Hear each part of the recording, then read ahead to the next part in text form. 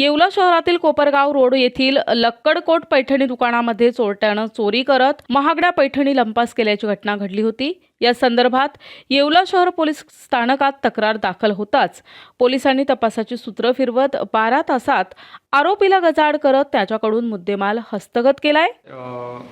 पैठणीचं दुकान फोडल्याची चोरी झाली होती। या संदर्भात आपल्याकडनं काय कारवाई करण्यात आली? सर्वांना नमस्कार। मी पोलीस निरीक्षक धीरज प्रकाश महाजन, येवला शहर पोलीस ठाणे।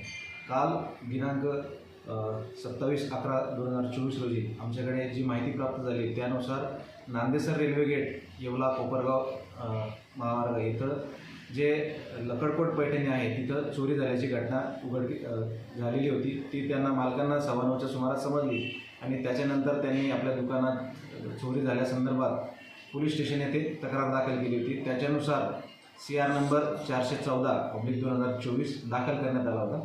सदरच्या गुन्ह्यामध्ये तपास अधिकारी लोखंडे साहेब यांना माननीय उपविभागीय पोलीस अधिकारी श्री बाजीराव महाजन साहेब यांनी तपास पथक स्थापन करून त्या तपासाच्या अनुषंगाने स्वतः इथं पोलीस स्टेशनला थांबून आवश्यक त्या सूचना दिल्या होत्या।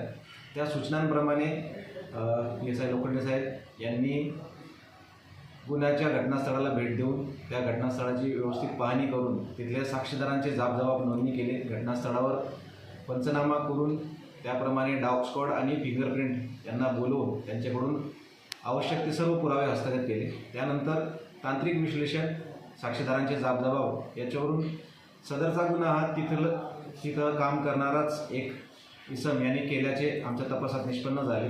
त्यानुसार त्या सदर इसमास आम्ही ताब्यात घेतले। त्याला विचारपूस करून त्याला गुन्हा केल्याची त्यांनी कबुली दिल्याने सदरचा गुन्हा उघडकीस आणला आहे। सदरच्या गुन्ह्यात जेवढा मुद्देमाल चोरीस गेला होता त्या सर्व पैठण्या हस्तगत करण्यात आलेल्या आहेत।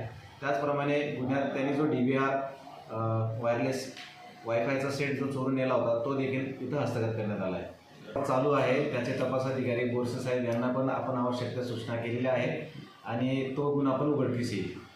NTV news Marathi, Yeola, Nashik.